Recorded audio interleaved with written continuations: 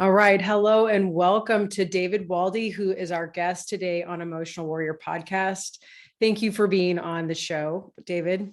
Bianca, thank you for having me. I'm honored to be here. I'm really excited for this conversation today.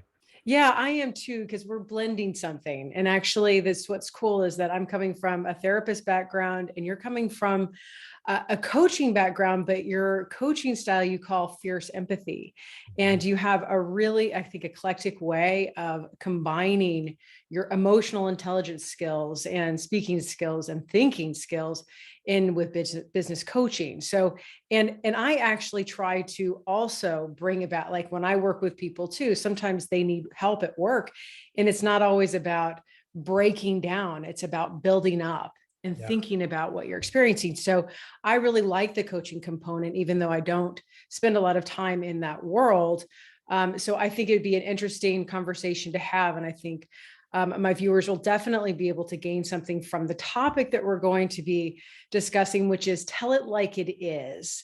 And I think you said it too really well, it's real talk. And so many of us suffer, I think, in some ways, because what I talk about a lot on TikTok, at least, is codependency.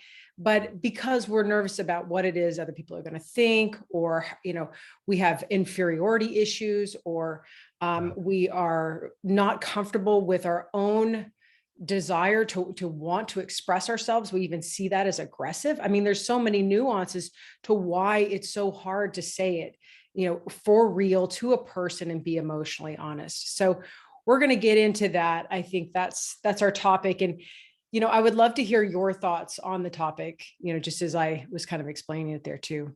Yeah. So when we talk about telling it like it is, we've got different contexts and frames, right? So you mentioned business. We have, for those that have partners or spouses in a marriage relationship, if you've got kids, you have your most intimate friendships, you've got associates, colleagues. It's really important, I think, for us to contextualize and understand that the frame is going to be a little bit different. So the approach might be a little bit different, but ultimately, I want to start with just an example.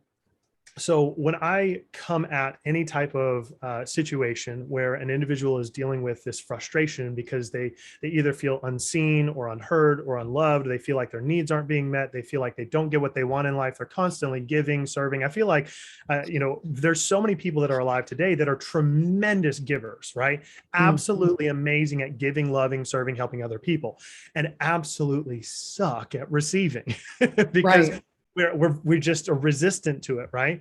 And the reason that that's important, and the reason the frame and context for what we're going to be talking about of telling it like it is that if we think about the individuals in our lives, and the first one that typically comes to mind is grandma for me, right? And I think that a lot of people could relate to this. The cool thing about grandmas is that, like, grandmas live some life. She's seen the ups and downs. She has raised some kids and now some grandkids. She's done her thing, whether she was full-time at home or working, whatever. But grandma's lived some life. And the cool thing about grandma is that grandma always had that way, and still does. If you're blessed to have her still in your life, grandma can look at you and tell you everything you don't want to hear and feel like she simultaneously kicked your butt and gave you a hug, because you know that she loves you and cares about you, but she told you like it is. And there's just such a respect in our lives for the people that are willing to navigate the discomfort that could potentially happen by telling it like it is, by what I call speaking the hard truth in love. And so it gets really complicated, though, because a lot of times we're wanting to have people in our lives that are willing to tell us the hard truth, but we simultaneously feel safe, we feel loved, we feel seen, we feel heard, we feel understood. But we appreciate the discomfort. We appreciate, and what really we appreciate, Bianca, I think you know this, is the fact that they had enough courage to take a risk because they cared about us. They said, I'm willing to risk momentary or temporary discomfort. I'm even potentially willing to risk a severing of this relationship because what I need to tell you is going to hurt, But for me, I always look at it through the frame of, I think it's in the book of Proverbs in the Bible, it says, faithful are the wounds of a friend. Well, what the heck does that even mean? Mm-hmm. And if you think about any time in our life where we, are experiencing something that is painful or difficult because of another person, because of our spouse, because of our boss, because of whatever, the reality is that is like a poison, right? And if you know anything about poison, that you can have this festering wound that unless a doctor, somebody who knows how to handle it, can come and cut out everything that is causing the infection, right? It's just like cancer a lot of times, cut out the infection, causing you harm, it hurts, you're never going to actually be able to heal fully. And this is where we often find ourselves in these situations. We're desperately looking for people that are willing to lovingly cut us because they see stuff going on inside of us that we're not aware of. But it's how do we position ourselves to become that for other people? Right. How are we willing to communicate to them in a way that says, hey, this might sting a little, this might cut a little, this might potentially offend you, this might hurt a bit, but my heart is not that. It's because I see something that you don't see, or I feel something that you might not be aware of, and I want to heal this together. So will you hear my heart? Can I have the opportunity to have, speak the hard truth in love? Right. And but at this, like coming from a frame of, where we ended up, it was more of in personal relationships, as opposed to these other ones that we can get to. But to start there, what you're saying is really important in that you're showing that there's two aspects of this, that the people that are massive givers sometimes have been hurt by the poison of reactivity, of hurtful people that did not have their best interest in mind and said something to them that hurt them at their core. And I think that creates like a shell around that vulnerable sense of self that, okay, well, now I'm going to give to prove myself. I'm going to give to show I'm a good person. I'm going to give to receive that reward of that good, that I'm good. But if you need to see me in any other light, they take feedback as coming in at that level of penetrating that wall, and it really breaks them down. So a lot of times this is about not losing control of the perception of being good, right? So that fear, right, is so disintegrated from the reality of how good do you have to be. Usually people that are like this, like, do you see how gentle and mild-mannered and easygoing you already are? Like, if saying something to someone, even giving them feedback or receiving feedback that's constructive and helpful, do we really need to fragment? Do we need to forget everything that we actually are? So I think that that's really the, grandmother has seen it all and can, and is no longer, she knows that relationships don't end by lovingly letting someone know or telling somebody what the deal is. And children too, by the way, if you start this early, they appreciate what I call learning self-discipline through you demonstrating how to set parameters around something where they're being impulsive or they're being out of control or they're losing it emotionally. It's going too far. And instead of reprimanding, teaching how to think about something in order to get back into a place that feels contained, safe, controlled, discipline. Children without discipline really suffer because they don't know how to, again, self-discipline. So I'm kind of like saying, like, I think that this is where, again, that there's something inside of someone is, it becomes this emotional, like they can't say it like it is to someone else. They're avoiding it like the plague and or hear it. Yeah. Because there's this emotional, like a space that they enter. So for like a practical example, I think just that we could all relate to is if we think about our most intimate relationship. So let's take a marriage relationship, right? No, right. In a marriage relationship, obviously it's the most intimate relationship that you'll ever have. And in that, let's just say that, I use my wife as an example, that my wife does something that hurts me, right? Maybe it wasn't her intent, but regardless, I feel hurt, right? There's two ways that we look at pain, right? You caused me pain, Right. or you did something and now I'm feeling pain. Basically, it's like, either they are the cause of it or something that they did, right? Something that they did caused us to feel a certain way. So one is focusing on they're against me, right? They don't like me. Or the other is, no, they did something that caused me to feel a certain way. I don't think they intended it. And when we have these relationships, like with my wife, for example, if she does something that hurts my feelings, what many of us will do is, especially for givers, most would say they don't feel like there's a selfish bone in their body, right? To some degree. Some would be like, well, I mean, I got a little selfishness, but the truth is, many times as givers is because they're selfless people. Yeah. Yeah. But I think the reason that individuals don't lovingly bring to attention or tell it like it is because they're worried that they're being selfish, because they're thinking, I'm not going to say anything because it's not that big of a deal. I can sweep it under the rug. I can deal with it. I don't want to be selfish by going and telling this thing, like, this isn't about me, and a very, very, like, humility to the nth degree on the wrong direction, right?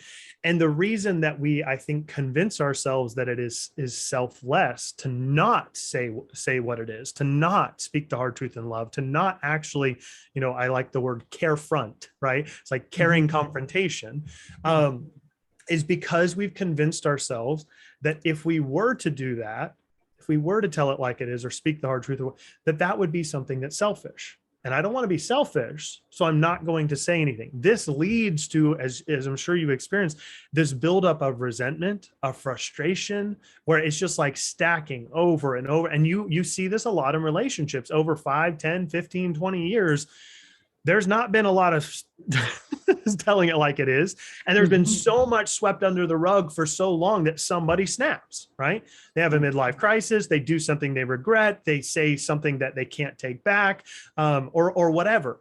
And my hope is that in this conversation, Bianca, we can give people some practical ways to recognize that actually in that moment when you're not willing to tell it like it is and to speak the hard truth in love, that is actually what is tremendously selfish, because in that moment, the only person you're thinking about is you. Right. I don't want to deal with the negative implications of having this conversation. I'm worried that they're going to get mad at me. I'm scared of what will happen to the relationship. I don't want to, offend or anything like that. And it's all me. Like, how am I going to feel if I tell it like it is? And so it's this fear that's really a selfishness because of self-preservation. And so we have to figure out ways to override our brain, because our brain's number one priority is self-preservation, right? Well, right. Yeah. We're thinking, but I think that's the thing, is that's why we talk about the origin of these things, because that's spot on. You can think you're being selfless, even with, kind of, oh, okay, I'm having a thicker skin, I'm not going to do it right now. But that selfishness too, is that I also see, I let couples know, or people know, that, hey, you're not initiating any sort of growth process for the other person either. You're keeping it all in, and then having explosive events that are very hurtful and damaging and very stressful on people's bodies, on people's lives, work, everything. So this holding it in until you implode is actually really destructive. So I think that's the thing, is that we have somehow glorified, and I talk about this often, is like we're wired to the wrong thing. Like, instead of A going to B, we're A going to G. Right. It's not wired correctly.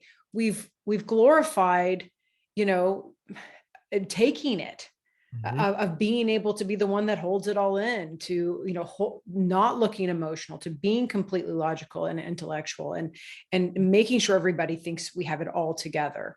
But if you're so busy keeping up that facade again, and not really addressing what's going on internally, there is no all together. You're actually a mess. That because there is no way of organizing yourself when you're repressing aggression too, or being mad or having negative feelings. But I say that in the moment, that's the thing, is like in the moment, there is maybe a way that you could learn how to talk that helps, the experience be more neutral and less defensive speak. Because I noticed that people sometimes who aren't well practiced in this, or definitely coming from the origin of like, if I can't stand up for myself because mom took all the emotional energy of the house, or dad was tired from work and drinking, or something was going on where you couldn't have any emotional space and you had to suppress your feelings. So knowing that probably some of that self-preservation fight or flight mode is coming from those types of instances, and that's not what's happening now. Yeah. Like putting yourself in a perspective, like, okay, this is my spouse, right? The person that I love and I want to grow with them. And if I keep this in because I'm afraid of experiencing feedback or any sort of frustrating moment, I'm not really going to be able to grow with this person. And that stagnation right there will destroy what you have eventually. So knowing and being able to really make sense of this experience for yourself. That's what I think the power of understanding is. Like, why do it for you? You can start with that because you've convinced yourself of why you don't do it for you. But now why you would do it, and stay with that process oriented thinking. I find that what happens is a lot of times when I work with men doing this, especially with their spouse, they find that their spouse doesn't attack them, especially if we've prepped with some amount of understanding oneself, why you would do it and how this is actually what they want. They want you to show up and speak for yourself and say something to them, and they see that you notice, even if it's something off-putting. I believe, like marriage in particular, if we take it through the frame of purification, right? Like one of the beautiful things about marriage is that it's a very purifying process, and it can feel like you're in a fire sometimes. But if we take that through the frame of we are being purified as individuals, they're actually one of the biggest blessings and gifts in our life is to walk through that fire together. To go through the purification process together, because what's happening is all of the crap is the dross is getting burnt off, and only what's left is the purest form of what can be in your relationship. And that's why I see just this beautiful progression for people that, are blessed with marriages that are 50, 60 years, is that you start to see, like, you get to the end of your life and you talk to, or I've had countless conversations with couples in their 80s and 90s, like, how did you do it? Like, what was the key? And like, you have to be willing to be honest with each other and be each other's best friend. Those were the two number, like the number one and number two answer is just be honest with each other about everything, and be each other's best friend. And so I think what's really important here, Bianca, is to recognize that when we're feeling something from our spouse or from a boss or from whatever, the reality is we're feeling it, right? But what most of us do is we don't know that there's a separation between our feelings and ourselves, right? We identify with the feeling. I am offended. I am angry. I am whatever, right? And what I would encourage anyone listening to do is there's a very simple practice that quite literally can change your life, where you stop identifying with a feeling and you see yourself as separate from the feeling. So what I mean by, and I'm sure you've talked about this before, is says that I am not angry. I am feeling angry, right? I am experiencing anger. I am experiencing sadness. You are a being experiencing whatever the emotion is, because the beautiful thing when you can separate yourself from it is you can actually question it. And question it in a healthy way. This is a concept I learned from Byron Katie, a book called Loving What Is. It's the process of inquiry and doing the work. Is you take that thought or that feeling, and you're feeling sadness, and you take it to inquiry and you start questioning and you say, okay, I'm feeling sadness right now, right? I'm not sadness. That's a separate thing from me. I'm just experiencing this separate thing. Okay. Well, we ask ourselves a few questions. What is useful about this and what is not useful about this? It's two of my favorite questions. What's Right. useful about this sadness right now? And what is not useful about this sadness? And you start practicing this by like actually thinking about it, even if you want to sit and write it down. And then you start to ask another one of the questions I love she asks is like, who would I be without this thought? Who would I be without this feeling in this moment? Right.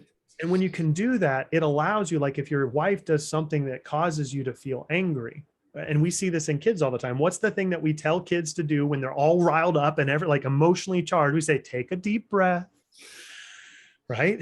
That take a deep breath. Let's calm the nervous system, because when we're in that, our brains aren't working right.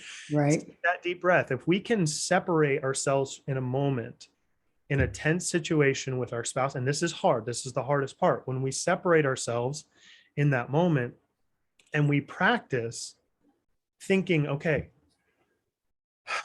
I'm used to saying I'm pissed off right now, I am angry right now. And I start saying, no, I'm feeling angry, I'm feeling pissed off. What about this is useful? What about this is not useful? And who would I be if I could let this go, without this feeling, without this thought?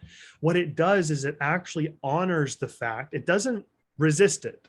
It doesn't, like, which is a lot of people, I don't want to feel angry. It's like, that doesn't work for anybody. Our minds don't comprehend the negative. Like, don't be angry anymore. Thanks a lot, Susie. Doesn't work, right? And so if we can step back and we're like, okay, I'm experiencing this, and we ask what's useful and what's not useful about it. Well, in that situation, if your wife, caused you anger, like, well, it's useful because I feel like this is wrong. This is an injustice. This was not right. What was said was not right. And it hurts, right? What's not useful about it is the fact that it's emotionally stimulating me to a place where I'm going to say some crap that I don't want to say, that I don't mean, that is going to lash back out in frustration. So, okay, let's take a beat.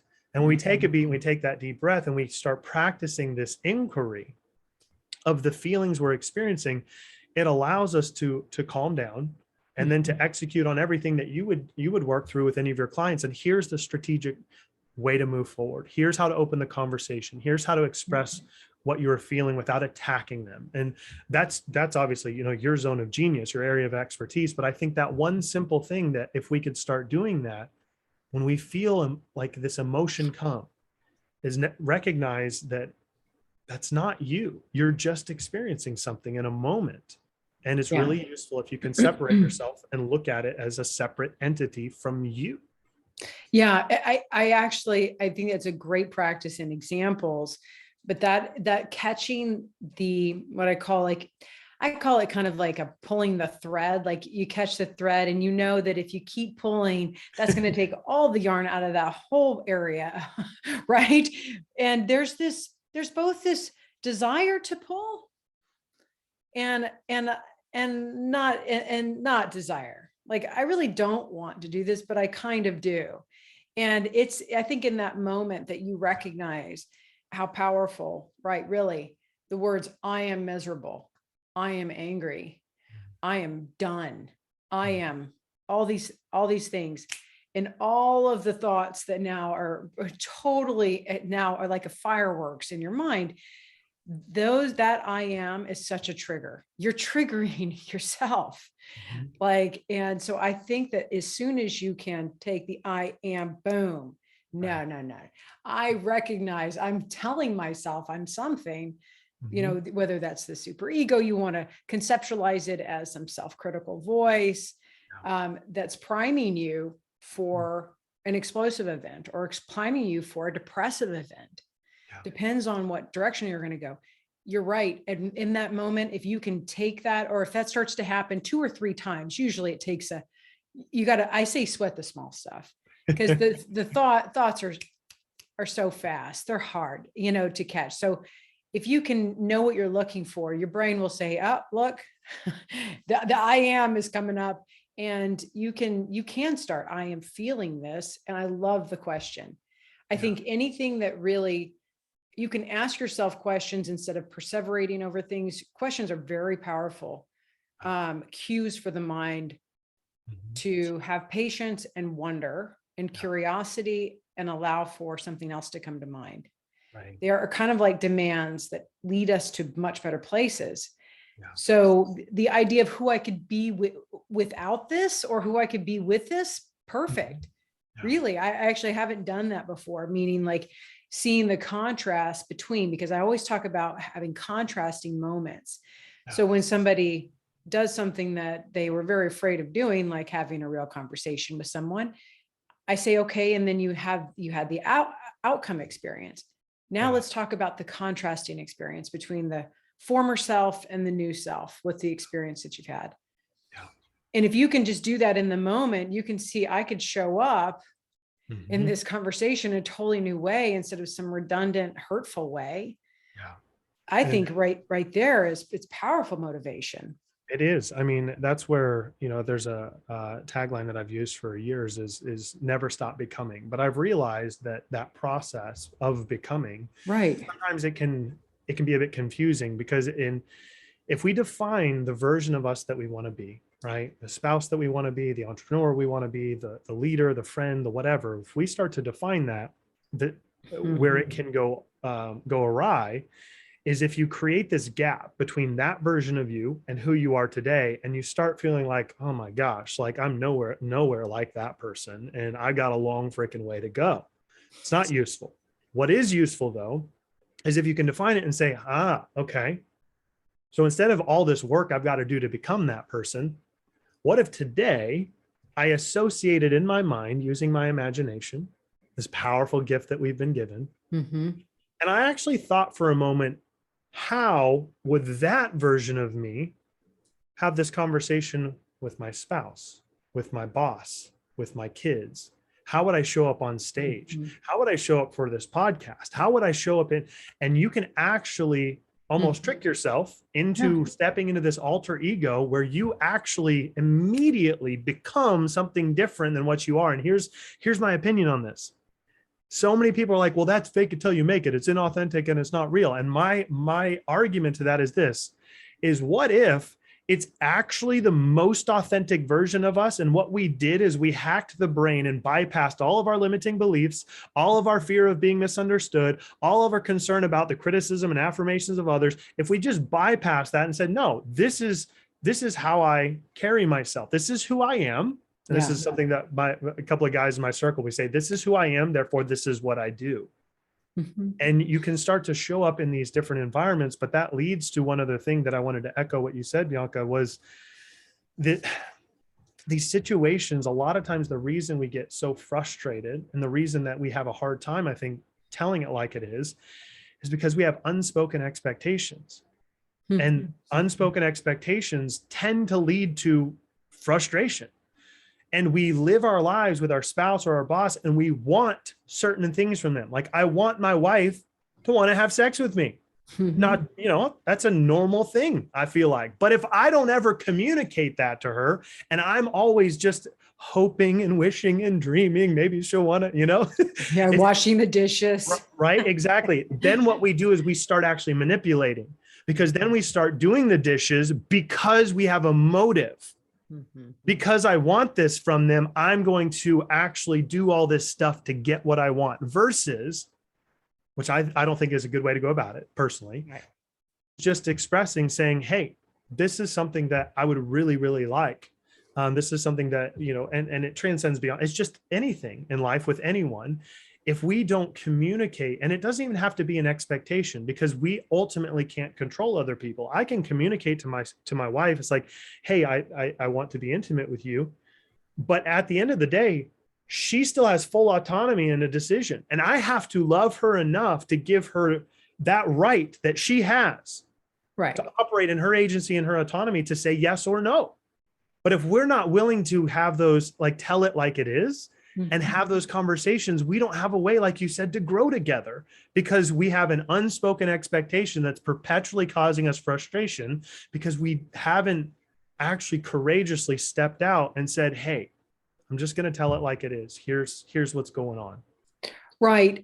Because I think in some ways too, people don't tell it like it is, because this is actually something I'm working on more so now. And I've decided to think about boundaries and values, and even in dating and getting to know someone, that, when you've exited a relationship, you usually have a lot of boundary violations. But I say, okay, well, let's start with then looking at them and creating values, because how are you going to show up to a relationship? Is it, I like to communicate. I'm very, often I am an intimate person. I like touch. I like to, spend this much time. I want to be your friend versus like, oh, this is going to be casual. So what are your values? Loyalty, all of these positives. Yeah. I see you started with the positive.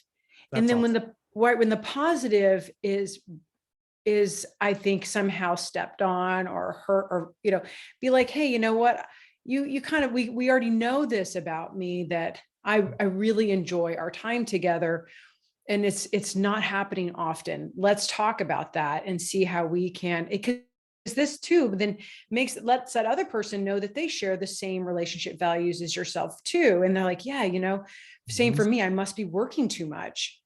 And I think, thank you for calling me on that, because I also want to spend time with you. It's not some sort of grievance or I have to sacrifice something in order to be with you, because you knew from the get-go, you spoke honestly with each other that this is my relationship values, is how I'm going to show up in this relationship. So it's not so much an expectation as it is an honest communication, right? Right. And so I think that if people could start to get a little bit ahead of this and do some work, they could put themselves in an advantage, because a lot of times, again, this is some sort of idea of oneself as, I will never get what I want. So I have to wait for mom to assume my needs or somebody to give me that thing, because every time I asked, my hand was smacked. I was told, no, go away, leave me alone.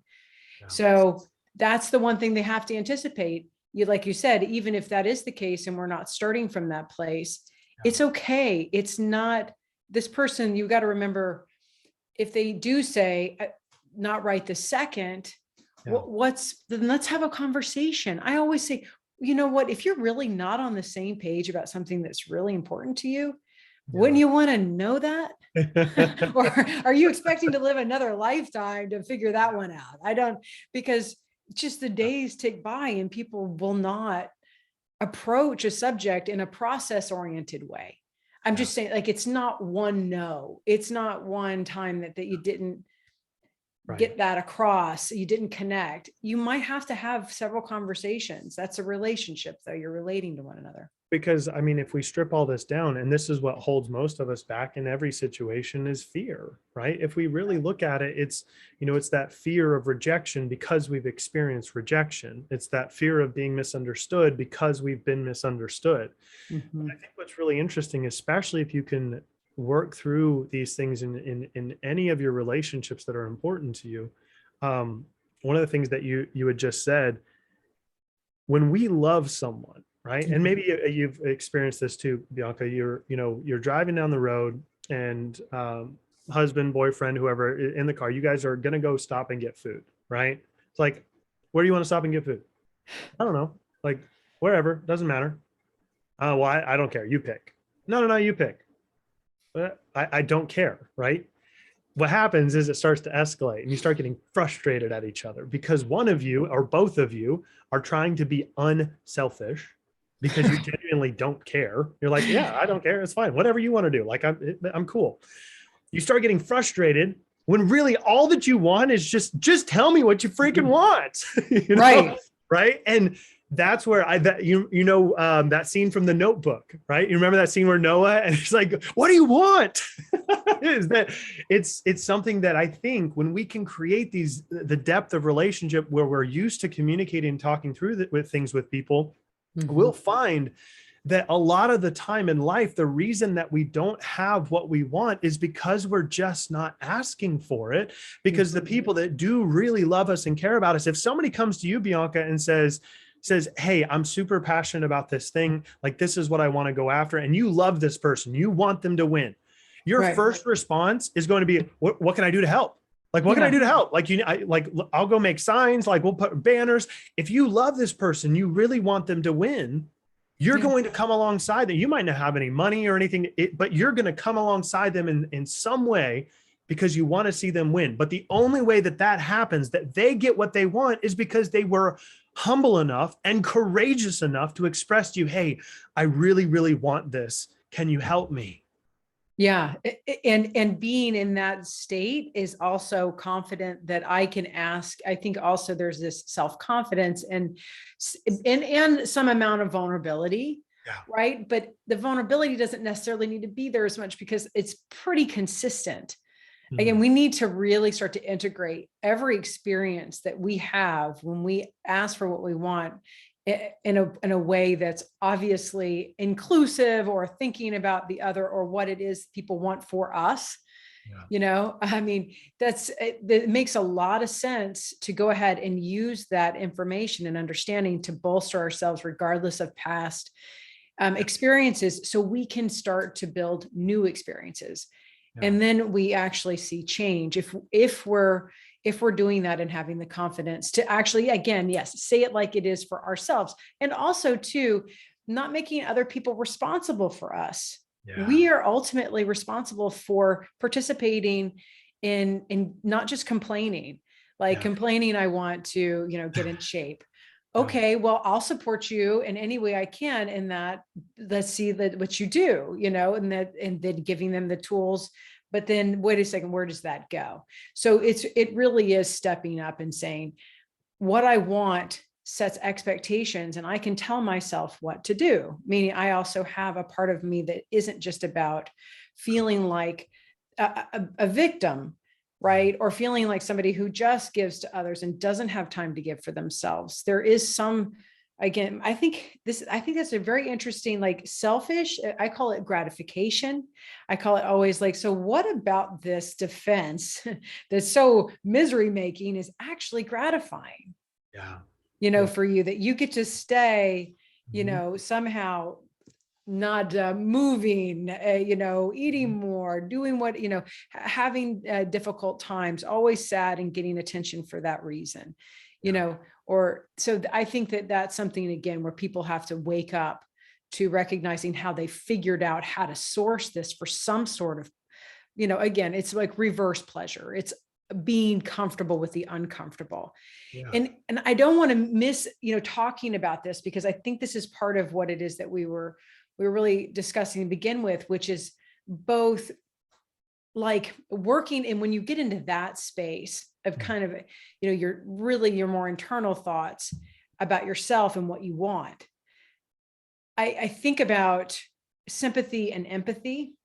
Yeah. Right. And both, I mean, I think that's the thing is, like, I want people to understand there's a difference between the two. We can think about ourselves, again, any of these things that we're talking about as far as communicating with others is concerned, like telling it like it is, we absolutely have to do for ourselves as well. Yeah. So I actually try to help people understand first, and I think maybe there's other ways of saying this, but there's either over sympathizing with the difficulties that you've been through or what it is that's going on and becoming a victim. And that actually creates sadness and rage. Or you can start to have empathy for yourself. Yeah. Like self-empathy. First, learn empathy for yourself, or self-compassion, I think that people call it too.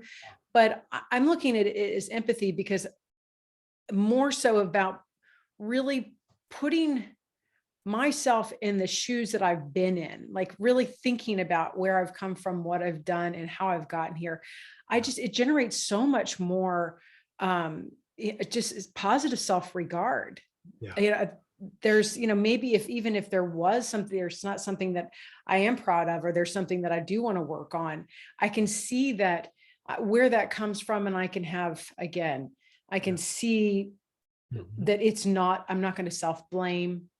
I'm not going to sympathize with it, but I'm not going to blame myself for it. So I can use that, I think, again, to start to feel like I can have the space that I am. I can be the person that I want. Yeah. So, yeah. So a couple of thoughts on that. And I've got a question for you, because I'd love your insight on this too. I mean, when we talk about, for me, the difference for sympathy and empathy has always been kind of, I keep a very simplistic definition. To me, sympathy is like, it's I feel for you, right? And empathy is I feel with you. Mm-hmm.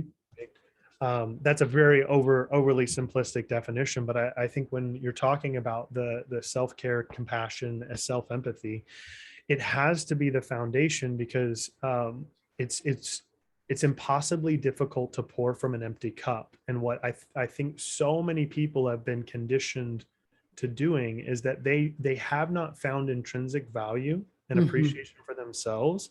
And so what has happened for the vast majority of people is that they've found ways, creative ways that are quite brilliant but hollow, to ascribe value to themselves based on Mhm. all of these external factors: how much money's in my bank account, how hot the chick is on my side, how well behaved my kids are, how good of grades I got. We find all of this immense validation from these outside sources that is kind of like, it's just a hollow form of what we have accessible to us if we would turn inward and start to not allow these stories, right? Because that's really what it is. How I see guilt and shame and condemnation and a lot of the crap that we've done in the past. We've all done stupid things. We've made bad decisions, poor judgment. Like, we've all got it.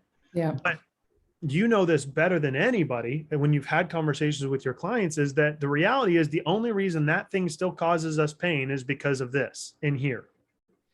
Right. That's it. Because we're telling ourselves a story about a time that doesn't exist anymore. It's the past, it's gone, it's over with. But you're still thinking Mhm. about the thing that you did. You're thinking about the person that you harmed. You're thinking about the mistake that was made. You're thinking about the abandonment. You're thinking about the rejection. And so it's causing a physiological response or an emotional response inside of our present moment, Mhm. causing our present moment to be tense. And it's the same thing with the future, that worry and anxiety and all of this fear that we have about a future that doesn't exist yet. Mhm. And we're drawing from non-existent time on both sides into our present, making our present tense. And I think this is where so many people struggle, because in that Yeah. state of tension, we're just layering on all the cookies and candy and feel good everything, because we have not actually taken the time to deal with internally, gosh, do I even like myself? Mhm. Yeah, how can I get to a place where I like myself? How could I get to a place where I love how could I get to a place where I look myself in the mirror and I'm like, I love you. You are the man, right? Or you are the woman. That Right. you have, all of these things that, yeah, there's all of us have stuff we can work on. Whether our bodies, relationships, business, finances, all of us have things for improvement. But how can we simultaneously come to this place where we've forgiven ourselves? We're not operating in fear and scarcity. We're fully present, invested in the moment, and we allow ourselves to have this. It's really healing, to where we start to wake up every single day and kind of be like, you know what? I kind of freaking like myself. Because Mhm. my opinion is, Bianca, that we will perpetually give people a hollow form of love, service, and giving, Mhm. because if we don't learn to love ourselves and really do what you're talking about, that self-empathy, it's a Right. hollow version of giving this love, because we don't recognize that what we're doing is actually trying to get the sunshine and candies and feel good back, because Mhm. there's something that's unresolved inside, where when it becomes resolved inside and we have that self-empathy, it allows us to step back and we start seeing people with actual compassion and empathy. I'm not here with anything to prove. I've got nothing to hide, and I don't expect or need anything from you. So I can love you with no strings attached. Right. Yeah. Well, the string is you have to fill that void. So I say all that because I want your thoughts. You've worked with Yeah. clients in that capacity of like, of how do we, I'd love to know like what you do in working through this process with people who are trying to live more empathetically and understanding healthier relationships, but starting with themselves. What is some of the process that you help your clients navigate to where they can shift their perspective? They can actually look at themselves in the mirror and not have a bunch of wordy dirds go through their brain Yeah. about themselves, right? Yeah, but I like the words that you used earlier, especially when it came into uh, when it comes to relationships. You call the purification process. Mm. That if you can actually find or you know be in a relationship with a partner for long enough, and I also think a purification process goes on with your children. if you're self-aware. They will also Hallelujah, thank you, Jesus. purify the heck out of you. Be like, what was that reaction I just had? So that, I think that's the case, is like, it's what's so awesome about a partner in doing this, is that if they're really loving and they show that they're committed to, it's okay for you to, have to burn off a lot of like, excess thoughts and layers of crap and whatever that was that happened. I mean, as long as there's a way that you're trying to heal and not burning just the baggage. I like to call it burning the baggage. Burning the baggage, right? We can experience it and understand that maybe burns while it's, or smoky while it's happening, but there's a clarity there, and then it's no longer there, or that there's a wound that's healed.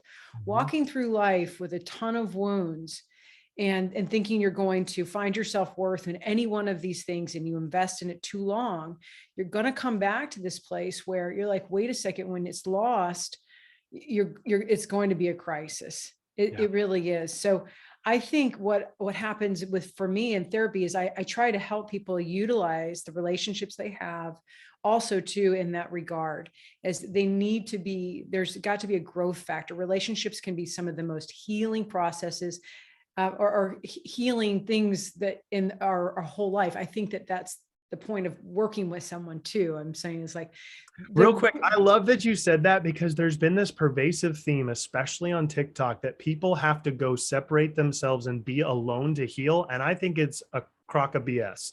Yeah, I got a lot of this, like, be single, be alone, be individual, whatever. And I'm like, okay, you can do that for a time. And I've taught yoga for 12 years, and I got into all sorts of thinking of like, how do you separate yourself in some ways in order to experience enlightenment or whatever this is.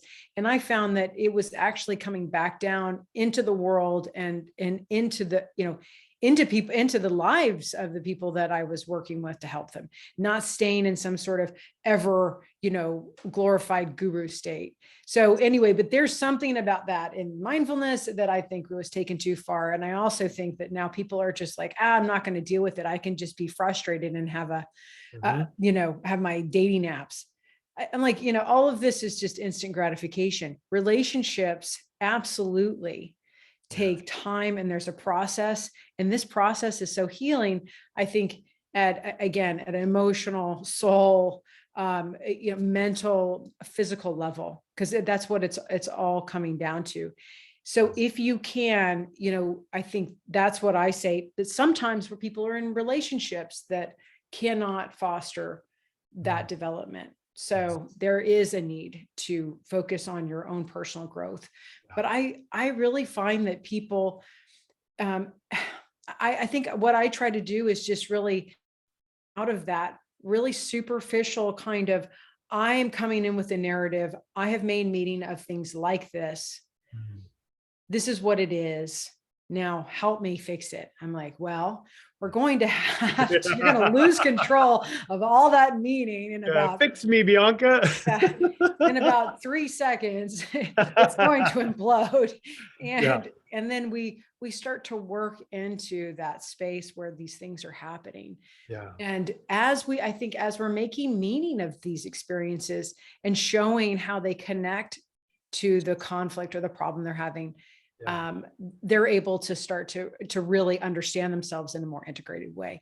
So I think there is a deconstruction and then a reconstruction. Like, you got to not identify with that stuff anymore, but you have to build something in its place that is, self-understanding. So, well, it's funny you mentioned that, because one of my favorite words is constructs, and I like to use that through the framework. A combination of our beliefs and thinking patterns, the construct, the paradigm that we have about life. And for me, what I've found that I've never really been able to, I understand it, and empathetically I can somewhat associate into it, but I've never been one that really outwardly expressed any type of victim mindset, like not a complainer or anything like that. And I always ask myself why, and I don't say that to brag. I just say I didn't understand. I was like, I don't understand why people complain all the time. Like, what the heck? It just didn't make sense. And then as I started working with people over the years, I started to realize more and more about this mentality, this construct that we have that is so tied to identity because of these things that have happened to us in the past, right? And that's where it really originates from, is that when for me, when I look at the pain of my past, and I've been through some horrifying things, Mhm. I've never derived my identity from that or allowed it to identify me. I've always looked at that as a beautiful part of the story that Mhm. helped me see life differently and position me in a place of authority and power to speak to someone else through a frame that actually gets it, rather than some BS theory that hasn't actually lived it. So I've always seen every single bit of hell that I've had to go through as a blessing in my life. Did I want to go through it? No, of course I didn't want to go through it. Did it suck really bad? Yeah, it sucked really. All of us, we know that. But I was always intrigued because I didn't understand why people would get stuck there. I Mm. just couldn't understand, like, why did, and so what you just said is so beautiful, because I found this to be tremendously freeing, not for just for myself, but because there have been times where I've almost slipped into that victim mentality, but when replacing, Mhm. for me, it's always been that, is like anytime that I'm going through a painful, challenging situation, whether it's a relationship, financially, kids, whatever, I tell myself this one simple thing, and anybody can steal it. You can steal it too. It's like, you know what? This is going to make an incredible part of the story one day.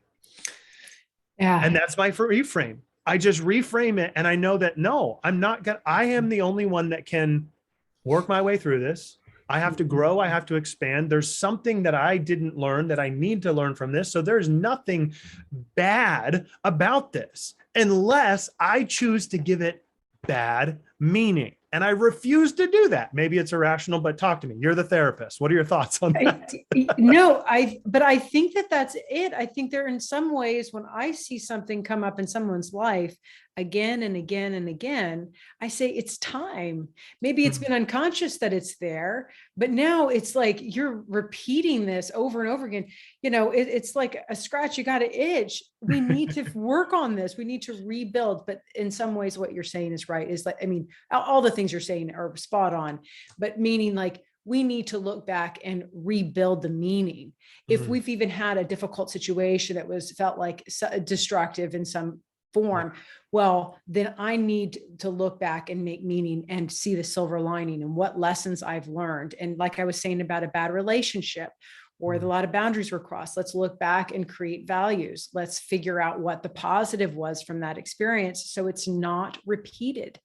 When you don't do that, when you are letting, I thought that's really good. I'm not going to let the meaning making part of me make that into a bad situation. I'm going to let it be, though I do say with people this, don't try to fix it so fast. Let it be the situation. Think about it in so many, keep on looking. I say everything's multifaceted. So keep turning that object for a while I and love seeing, oh, what that part actually meant. Oh, that was my self-esteem there. And that was my insecurity there. Oh, okay. And I see now. So I see, stay with looking at the situation, get comfortable with looking at it.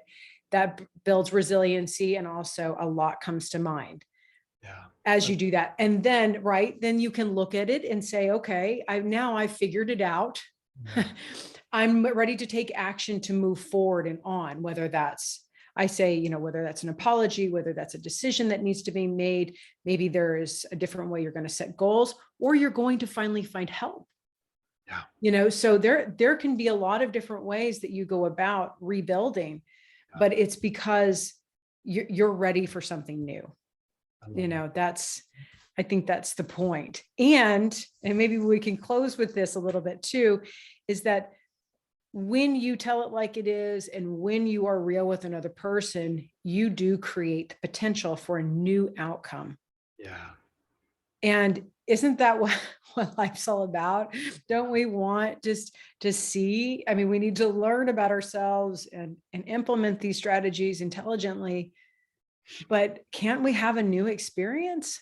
You Yeah. know, I love that quote. I think it was by Albert Einstein. It's like, the definition of insanity, right? It's doing the same thing over and over and over again, expecting a different result. And what's beautiful about our brains is that, you know, a lot of this is hardwired into us, and we're operating on a subconscious level. We're not even consciously aware that we're doing it, because we have these neurological pathways that have been created because we've so consistently done a pattern, a habit for so long, that sometimes, like you're saying, we have to have a pattern disrupt. We need an outside opinion. We need help. We need someone to tell us like it is, that's going to pierce that pattern, disrupt the pattern enough for us to recognize, oh my gosh, I've been living in this state, getting the same flipping result, blaming whoever, thinking that they were the problem, when really I'm the knucklehead over here, where all I needed to do was make a slight little change in the pattern, my habit, how I think. And when we do that with consistency, the beautiful thing that I love about neuroscience now and all the research that's coming out is that we can literally create new neural pathways in our brain. Yes. And so we can literally change our entire experience of life when we commit to getting help, to asking tough questions, to doing the pattern disrupt. Because you're spot on, Bianca, is that if we can start to introduce, even though it's scary, a new habit, try something new, try something different, try and go about it a different way, we unlock the Pandora's box of potential, limitless potential in our lives. And then we start to realize, oh my gosh, have I been missing out on life because no one told me like the problem is me? Yeah, right. Absolutely. But, you know, and that's, I think that's the thing. I mean, but in talking about working with coaches and therapists, and to work with you, I'll have all of your information on the podcast description and on YouTube. However, and you have TikTok and all of this stuff too. So there's something about, I really love, I want to just point out that from a coach's point of view, like, you have so much great energy to bring to the table, right? For somebody to really feel what you're saying. You're actually bringing a lot of positive, you know, self-regard. People can feel that. I think also that's activates that inside of them. I think with a therapist, what I find the magic is that I see the part of them that I 100% believe in. Like, there is, for somehow, if it's a real connection with someone, I really look at that part that I believe in, and I just keep talking to all these other parts of them until that part grows healthy enough. Yeah. Right. In some ways that they're able to start to do that work that I'm doing with them on their own. So, but yeah, but I think that's a cool contrast. I just kind of saw. I was going to say, I have so much respect for you, Bianca, and just for therapists, because like, just to be clear, I mean, I know you've said this, I'm not a therapist, you know, I obsessively study. I love to learn. I love psychology. I love everything to do with neuroscience, patterns, behavioral change, habits. It's something that I'm super passionate about. And so the frame that I approach it on is this future faced, where particularly in a business context, a lot of entrepreneurs, this stuff is happening at home and carrying over into their businesses. And they wonder why, like, well, my sales are down and my marketing's not working. And I was like, no, it's you dummy. It's like, we got to work through some stuff. We need to redefine these, but I can't tell you how many clients I will genuinely recommend. Like, you need to go have a conversation with a therapist. This is not stuff that you and I need to be working to. I'm not qualified. You need someone to go, and we need to tackle the goal setting, who you're becoming, everything like that. But you got some stuff you need to go talk through. Right. And so I wanted you to know that I so honor and respect your field and what you do. I'm so grateful that we can have like, there's people like us with similar hearts, similar mission and vision to serve and empower other people, because to me, that's what it's about, is helping people be able to step in and really not just be alive, but to really, really live and to tap into what's possible, because life is so beautiful. It really is. It really is. We can't miss it with the blinders on. I think both of us are taking blinders off, and the information that you're sharing is awesome. So I thank you so much for coming on. I absolutely appreciate this conversation 100%. And I know my viewers will too. So we'll talk again for sure. And again, all the info for both David and myself will be posted in the description. So thank you for joining me. Okay. Yep. Thank you. It was an honor. Thank you so much for having me. Absolutely.